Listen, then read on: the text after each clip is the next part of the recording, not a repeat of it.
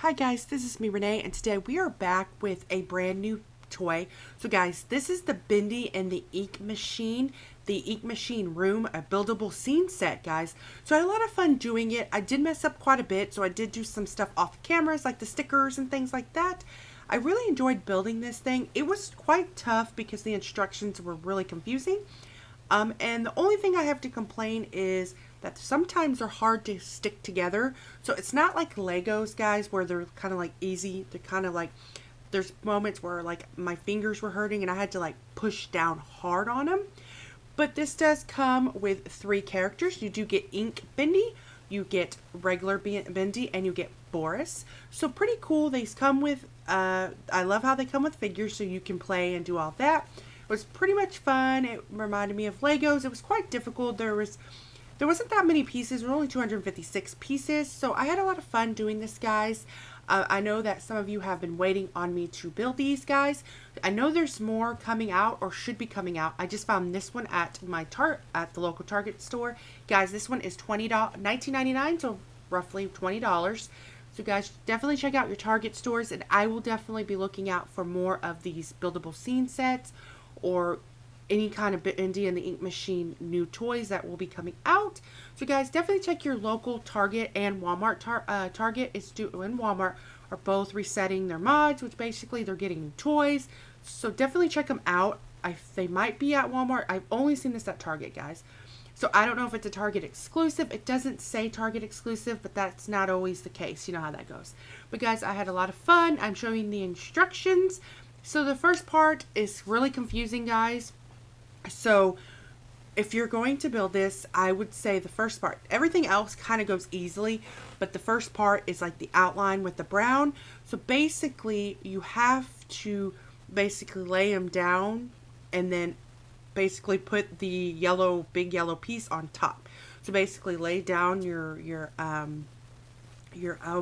outline, I guess, or the outline of the brown tiles on the bottom, and then you lay the yellow big pieces there. But that's all I have to say there. Hopefully you don't get confused. I do it. It did take me a long time to do that part, but I'm doing it right now. I'm getting all my parts ready. So guys, I hope you enjoyed this video. Give this video a big thumbs up. Let's get this video to 20 likes, guys. And also hit that subscribe button and hit that notification bell so you're notified for my upcoming videos. And like always, guys, I hope you enjoyed this building video. I will do more if you want to see more. If you don't want to see more, just let me know down below. I'm learning to build because I really like doing this stuff. It kind of brings something different to the channel. But anyway, guys, before I keep rambling on, I will see you next time, guys, and I hope you have a good day, and I'll talk to you soon. And definitely leave me feedback down below, guys, and let me know what videos you'd like to see me do next. And I'll talk to you soon. Bye!